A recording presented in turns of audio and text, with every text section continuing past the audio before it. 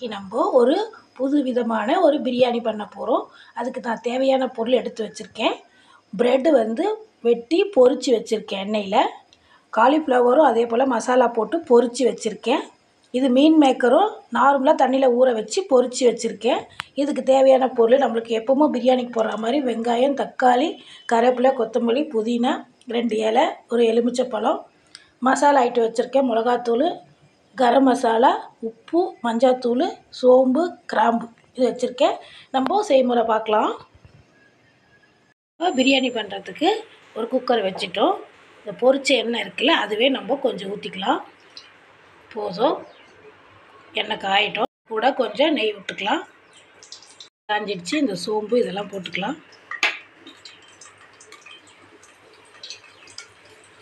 வெங்காயம் போட்டுக்கலாம். இது பொன் கலர் மாறுற வரைக்கும் வறுக்கலாம்.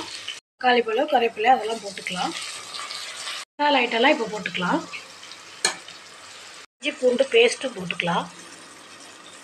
3 முந்திரி பருப்பும் போட்டுக்கலாம். இது உங்களுக்கு பிடிச்சா போட்டுக்கோங்க. என் பிள்ளைங்களுக்கு பிடிக்கும், அதனால் போட்டுக்குவேன். ஒரு அரை மூடி எலுமிச்சைப்பழம் புழிஞ்சிக்கலாம்.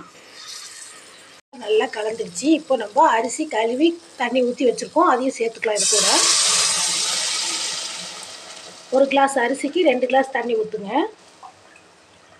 ஃபுல்லாக கரெக்டாக இருக்குது. இப்போ இது மூடி போட்டு 2 விசில் விடுவோம். கரெக்டாக வந்து அடங்கிடுச்சு. இப்போ நம்ம எடுத்துக்கலாம். இதெல்லாம்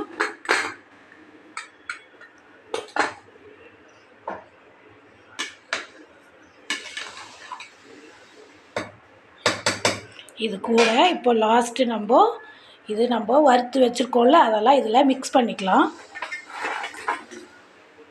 செமையாக இருக்கும் இந்த பிரியாணி. சாப்பிடும் போது டேஸ்ட்டாக இருக்கும். பிள்ளைங்களுக்கு நல்லா மெத்துன்னு ஒரு பரட்டிட்டு நம்ம திரும்பியும் எடுத்து வைக்கலாம்.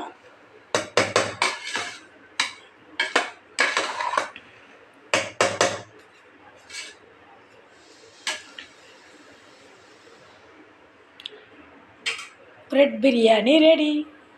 பிரெட்டு மீன் மேக்கர் காலிஃப்ளவர் பிரியாணி ரெடி.